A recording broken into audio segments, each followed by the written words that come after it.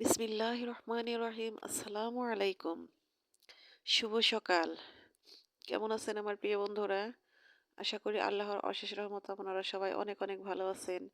আমিও আল্লাহর অশেষ রহমতে আপনাদের সকলের দোয়ায় আলহামদুলিল্লাহ ভালো আছি। তো কাছে দূরে দেশ বিদেশে যে যেখান থেকে আমার এই ভিডিওটা দেখতেছেন, এই মুহূর্তে আমার ভিডিওর সাথে যুক্ত আছেন, সবার প্রতি রইল আমার আন্তরিক ভালোবাসা ও শুভকামনা। তো প্রিয় বন্ধুরা, আজকে সকাল থেকে আমি ভিডিওটা শুরু করেছি। তো আমি প্রতিদিন সকাল থেকে ভিডিওটা শুরু করি। তো আজকে আবার অন্যভাবে একটু শুরু করলাম। তো আমি আমার ঘরের ভিডিওটা খুব কম দেই, কারণ ঘরে ভিডিও করতে গেলে দেখা যায় আমার ভিডিওতে অন্ধকারে বেশি আসে। তো এখন অনেক সকাল, তো ঘরের মধ্যে লাইট জ্বালিয়ে আমি ভিডিওটা করব, সে কারণে লাইটটা দিয়ে তারপরে আমি ভিডিওটা করতেছি। তো এমনিতে ঘরের জানালাটা যদি খুলে দিই তাহলে কিন্তু ঘরের ভিতরে কোনো অন্ধকার লাগে না, কিন্তু ভিডিও করতে গেলে সে ভিডিও যদি দেখি যে এডিট করতে গিয়ে দেখি একদম অন্ধকার হয়ে আছে, সে কারণে লাইটটা অন করে দিয়ে তারপরে আমি ঘরের কাজ করতেছি। তো মনে হইতেছে যে মনে হয় যে রাতে করতেছি, কিন্তু না, এটা সকালের ভিডিও। তো সকালে একটু গোছগাছ যে ঘরে থেকে করতেছি, তো প্রতিদিন তো ঘরের গোছগাছ করি, আমি বাহিরের কাজগুলো করি, আপনাদের সাথে শেয়ার করি। তো সেগুলো আর সবসময় ভিডিওতে এই একটা কারণে করা হয় না।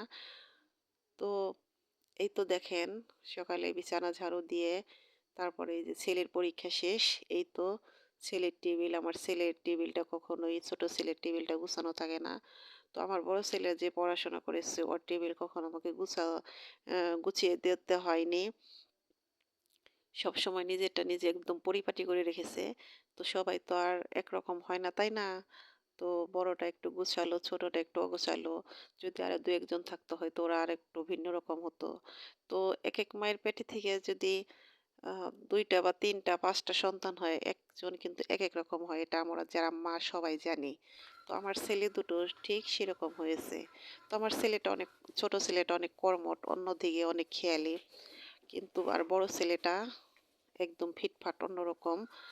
ও নিজেকে গুছিয়ে রাখতে, নিজেকে পরিপাটি করতে খুব পছন্দ করতো। ওর বিছানা, ওর পড়ার টেবিল সবকিছু মাশাআল্লাহ অনেক সুন্দর করে রাখতো। ওগুলোর মধ্যে আমাকে হাত দিতে হতো না। যখন বড় হয়েছিল, ক্লাস 5 পাশ করার পর থেকে ও সবকিছু নিজেই পরিপাটি করে রেখেছে। তো আমার ছোট ছেলে সেরকম না। তো তাতে আমার কোনো দুঃখ নেই, আমার ভালো লাগে। ছেলেরা অগোছালো করবে, ছেলেমেয়েরা, সেগুলো আমি মা হিসেবে সেগুলো গুছাবো। এটাই তো আমার কাজ, এটাই তো আমার কর্তব্য, আমার খুব ভালো লাগে। তো এখন তো ছোট আছে, তারপরে এখন ওর জিনিস আমার এভাবে গুছিয়ে দিতে হয়। তো দিন যাবে আর বড় হবে, ও ওর মতো চলবে, তখন এই দিনগুলোকে মিস করব। তো এগুলো আমার কাছে তখন ভালো লাগবো। এখনো ভালো লাগে, আমি বিরক্ত হই না। তো আমি দেখেছি যে বেশিরভাগ ছেলেরা এরকম হয়, মেয়েরা কিন্তু অনেক সুন্দর গোছালো হয়, ছেলেরা একটু অগোছালো হয়ে থাকে। তো বন্ধুরা, আজকে অনেক সকাল থেকে আমি ভিডিওটা শুরু করেছি। তো সকাল থেকে আজ ঘরের কাছ থেকে আপনাদের সাথে ভিডিওটা করতেছি। ঘরের কাজ করে তারপরে বের হব। তো আরেক পাশে তো শুয়ে আছে সবাই, আমার দাদি শাশুড়ি, আমার ছেলে, ওরা শুয়ে আছে। আর ওই ঘর এখনো গোছানো হয়নি, ওরা উঠবে তারপরে গোছাবো আর কি। তো এই তো আমার এই সিঁড়ি মোছার কাজ, এটা তো আমি প্রতিদিনই করি। এটা আমার প্রতিনিয়ত, প্রতিদিন দুবার করে আমার এই সিঁড়িটা মুছতে হয়।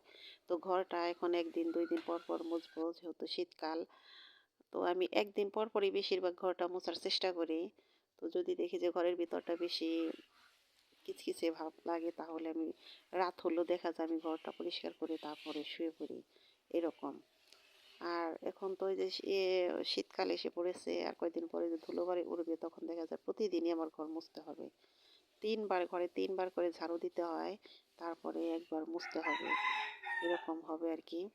তো এখনও একটু ভালোই লাগে। তো মাঝে মাঝে বৃষ্টি হলে এই সমস্যাটা আর হয় না। এটা আমাদের গ্রামও হয় না। আর আপুরা যে শহরে থাকেন, ভিডিও দেন দেখি, আপনাদেরও অনেক সমস্যা ধুলোবালির। তো এই তো কথায় কথায় আমার কাজ প্রায় শেষ। আমি কিন্তু আমার উঠানটা ঝাড়ু দিয়ে নিয়েছি, সেটা আর আমি আপনাদের সাথে শেয়ার করি নাই। কারণ ঘুমে থেকে উঠে আগে আমি উঠানটা আগে ঝাড়ু দেই।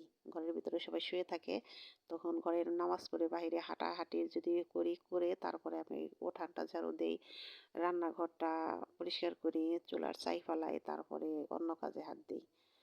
তো এই তো আমি এখন আমার থালাবাটি মাজতেছি, এটাও আমি আপনাদের সাথে শেয়ার করতেছি। শীতের সকালে কিন্তু এই কাজটা করতে খুবই খারাপ লাগে। তো এখনও খারাপ লাগে না, কারণ শীতটা ওইরকম লাগে না গায়ে। কারণ এমনি তো আমার শরীরে শীত অনেক কম। আমি শীতে অতটা কাঁপবো না, কিন্তু আমি গরম অনেক কাঁপবো। আমার শীতে কোনো সমস্যা হয় না। শীতে এই যে শীত যাবে, আমি কিন্তু পায়ে একদিনও মোজা পরবো না। তো স্যান্ডেলটা পরি ফ্লোরে, কিন্তু আমি মোজা দিই না। আমি শীতে মাশাআল্লাহ অনেক শক্ত। তো এই থালাবাটি মাজা ধোয়া এগুলা কিন্তু আমি আপনাদের সাথে শেয়ার করি না, কিন্তু আজকে করতেছি। মন চাইলো যে একটু করি, সে কারণে আর কি করতেছি। তো আমার প্রিয় আপুরা এই যে ঘরের কাজগুলো করে সবসময় দেখি, পরিষ্কার করে, আহ, ধোয়া মোছা করে, এগুলা এই ভিডিওগুলো দেখতে আমারও খুব ভালো লাগে। এগুলা আসলে আমি খুব মিস করি, খুব সুন্দর লাগে। তো আমি সেভাবে করতে চাই, কিন্তু পারি না, আমার হয়ে ওঠে না। তো এই তো দেখেন আমার থালাবাটি ধোয়া পরিষ্কার হয়ে গেছে। এখন আমি এই যে পানিটা ফিল্টার করে নিতেছি। আমাদের এখানে পানিতে তো অনেক আয়রন হয়, তো সে কারণে যে ফিল্টার করে তারপরে পানিগুলো ব্যবহার করতে হয় খাওয়ার জন্য। এটা খাওয়ার জন্য নেব, আবার রান্নার কাজেও ফিল্টার করতে হয়। আবার যে গোসল করি আমি, সে গোসলের পানিটাও কিন্তু ফিল্টার করে তারপরে গোসল করি। এই হলো সমস্যা। পানির সমস্যা অনেক বড় সমস্যা আমার মনে হয়, কারণ এটাই আমরা ভুক্তভোগী। পানির এই আয়রন পানি ব্যবহার করতে করতে মানে এখন আর ভালো লাগে না। আর এই ফিল্টার করা এটাও একটা ঝামেলা। যদি আয়রন মুক্ত থাকতো তাহলে পানি নিয়ে কোনো সমস্যাই ছিল না, কিন্তু এখন অনেক সমস্যা। কাপড় চোপড় ঠিক থাকে না, যদি ফিল্টার না করে গোসল দিয়ে দেখা যায় যে কাপড় চোপড় আয়রন হয়ে যায়, আয়রন কালার হয়ে যায়। তো এই তো এখন আমি সকালের কাজ সব শেষ। যেটুকু আপনাদের সাথে শেয়ার করার করেছি, সবগুলো করতে পারিনি। এর ফাঁকে কিন্তু আমি আরো অনেক কাজ করে নিয়েছি। তো এত কাজ তো আর এই ভিডিওতে ধরে রাখা সম্ভব না। তো এই তো আমি সবজি দিয়ে এখন আজকে সবজি খিচুড়ি রান্না করব। এবছর এখনো সবজি খিচুড়ি খাওয়া হয় না। তো আমার ছোট ছেলে বলতেছে, আম্মু সবজি খিচুড়ি রান্না করবা, 2 দিন ধরে বলতেছে। আমি বলছি, ঠিক আছে আজকে রান্না করি। তো সেই খিচুড়িটা আমি আজকে রান্না করব। তো শীতের সকালে সবজি খিচুড়ি খেতে কিন্তু খুব ভালো লাগে, আমার ভালো লাগে। তো আজকে যে খিচুড়িটা রান্না করেছিলাম, বিশ্বাস করবেন কিনা জানি না, খিচুড়িটা আমার একটু মজা লাগে না, একটু ভালো লাগে না। বুঝলাম না কি কারণে। সবজি খিচুড়ি কিন্তু আমার কাছে খুব মজা লাগে, কিন্তু আজকে মজা লাগে নাই। নাই লাগতে পারে, সব দিনের রান্না তো আর এক না, একরকম হয় না। তো আমি রান্না করেছি, আমার কাছেই ভালো লাগে নাই, কিন্তু ওরা তো খেলো ভালোই, কিন্তু আমার তেমন একটা ভালো লাগে নাই। আর এই সবজি খিচুড়িতে ধনিয়া পাতা দিলে বেশি ভালো লাগে। তো ধনিয়া পাতাটা শেষ হয়ে গেছে, আর এবার যে ধনিয়া পাতা খাইতেছি আমার কাছে একটু ফ্লেভার আসে না, কেমন যেন লাগে, ঘাসের মতো লাগে। সে কারণে আমি ওইটার প্রতি বেশি আকৃষ্ট হইতেছি না। তো এই তো আমার খিচুড়িটা হয়ে গেছে। এখন আমি 5 মিনিট ঢেকে রাখবো, তারপরে এটাকে পরিবেশন করবো। এই তো ঘরে নিয়ে এসেছি, আমার ছেলেকে দিয়েছি। তো আমার ছেলে লেবু খাবে না, আচারও খাবে না। তো আমি আবার লেবু আচার ছাড়া খেতে পারি নাই, তো আমের একটু ঝুরি আচার নিয়েছি, খিচুড়িটা খাবো। তো আমরা সবাই খিচুড়ি খাইছি। তারপরে তো দেখেন দুয়ারে উঠানে ধানগুলো ছড়িয়ে দেওয়া হইতেছে, ধানগুলো ছড়াইতেছে। এগুলো আবার এদিকে খিচুড়ি খেয়ে যার যার মতো উঠানেই বসে আছে। তো বন্ধুরা, এই মুহূর্তে যারা আমার ভিডিওটা দেখতে দেখতে লাইক দিতে ভুলে গেছেন, প্লিজ বন্ধুরা একটা লাইক দিয়ে আমার ভিডিওটা কন্টিনিউ করেন।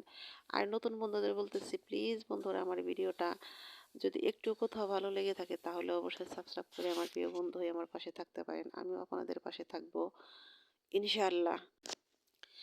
আর প্লিজ বন্ধুরা, আমার কথাতে হয়তো অনেক ভুল হতে পারে, আমার ভুলগুলো প্লিজ ক্ষমা সুন্দর দৃষ্টিতে দেখবেন। আর বন্ধুরা, এই শীতের সকালে আমরা সকালে সবাই খাওয়া দাওয়া করে কিন্তু এই আমার উঠানে সবাই এসে আড্ডা দেয়। সবাই এসে এখানে বসে বসে কেউ খাবে, কেউ গল্প করবে। অনেক মজা করি আমরা আর কি এই শীতের সকালে, আমার খুব ভালো লাগে।